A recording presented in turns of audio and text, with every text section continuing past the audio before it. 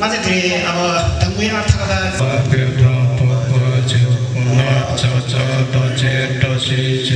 पद्मरही पार्टीको विधान र घोषणा पत्रले निर्दिष्ट गरेको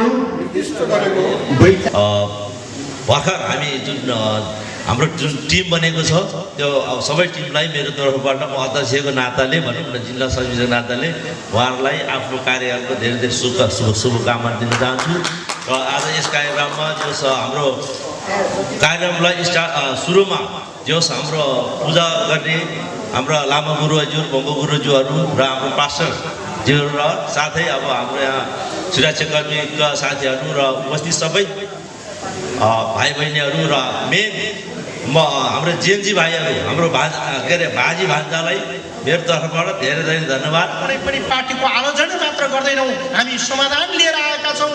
हामी केवल सत्ता खोज्न मात्र आएका होइनौँ, सेवा गर्न आएका छौँ। हामी केवल भाषण गर्न मात्र आएका होइनौँ, काम गरेर देखाउन आएका छौँ र काम गरेर देखाएको नेतृत्व हाम्रो बिचमा हुनुहुन्छ। बागमती प्रदेशको समृद्धि बिना नेपालको समृद्धि सम्भव छैन, किनकि बागमती प्रदेश यो देशको राज्य सत्ताको केन्द्रबिन्दुमा रहेको छ।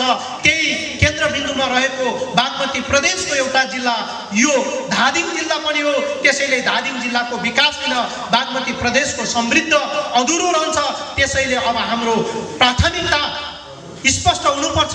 युवालाई कसरी स्वदेशमै रोजगार दिन सकिन्छ, किसानलाई आधुनिक ढङ्गले कृषि र बजारको कसरी सुव्यवस्थित गर्न सकिन्छ, हरेक गाउँसम्म गुणस्तरीय शिक्षा र स्वास्थ्यमा जनताको पहुँचलाई कसरी जोड्न सकिन्छ, भ्रष्टाचार मुक्त प्रशासन सहितको सुशासन सहितको देश कसरी निर्माण गर्न सकिन्छ, महिला दलित जनजाति र पिछडिएका समुदायको सम्मानजनक सहभागिता यो राज्यमा कसरी दिलाउन सकिन्छ भन्ने कुरा सबभन्दा महत्त्वपूर्ण सही हाम्रो पार्टीले सुशासन समृद्ध र सामाजिक न्यायलाई अगाडि सारेर हाम्रो पार्टी अहिलेसम्म यहाँसम्म आएका छौँ। धादिङ जिल्ला लामो छ,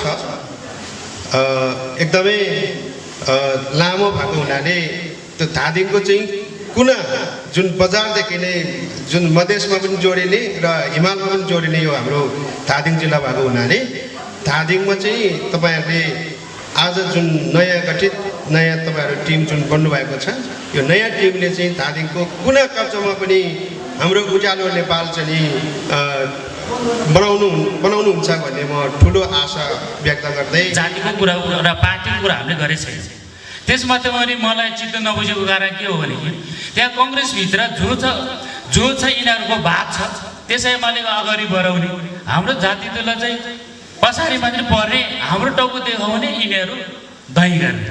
त्यसो भएको हुनाले हाम्रो यो उज्यालो पार्टीमा चाहिँ के थियो भने अब त्यही पनि अब सन्दर्भ छ त्यहाँ के छ भने यो तामाङ जातिको पार्टी भनेछ, हामीले त्यो भनेको छैन। त्यो यो सबै साझा हो। जो भए पनि अब ब्राह्मणवाद होस्, चाहे आफ्नो कुनीति होस्, चाहे राजनीति होस्, जुनैसुकै ठाउँमा पनि हामीले त गर्नु त पर्छ। जायज कुरा उडाउँदा पनि हाम्रो जातित्वको कुरा जोडिन्छ, त्यो हुनु हुँदैन। हामीले भनिरहेछौँ जुनैसुकै पार्टी पनि आउन सकिन्छ, जुनैसुकै धर्म जाति लिङ्ग सबै हुनुपर्छ भने हामीले सबैको आवाज उठाउनुपर्छ भन्ने हाम्रो सोच छ, विचार छ।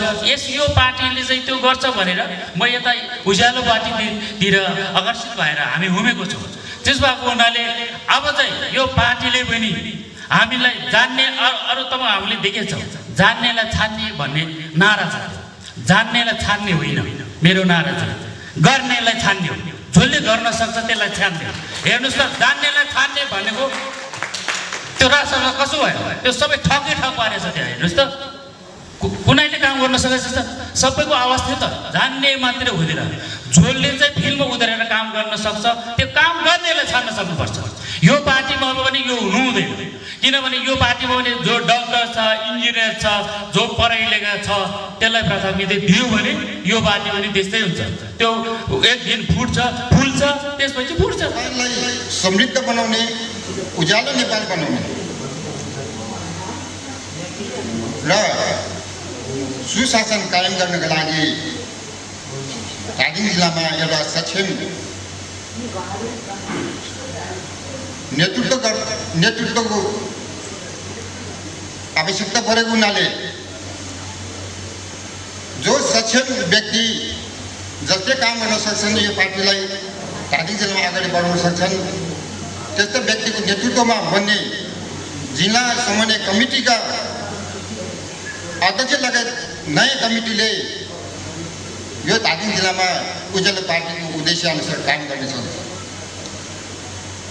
अब हामीलाई लाग्न सक्छन् यो पार्टी भर्खर नयाँ हो, यो पार्टी कसरी जन्मिन पुगेर कसरी स्थापना हुन पुगेर जब यो देशमा विकास र समृद्धिका लागि सक्षम सबल नेतृत्वको आवश्यकता पर्दछन्। केन्द्रीय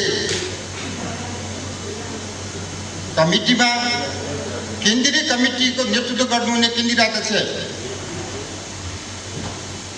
कुलमान घिसिङले नेपालमा काम गरेर देखाउनु भएका छन्। त्यसलाई तपाईँहरूले भनिराख्नु नै पर्दैन र उहाँको नेतृत्वमा रहेको उज्जवल नेपाल पार्टी अब धादिङमा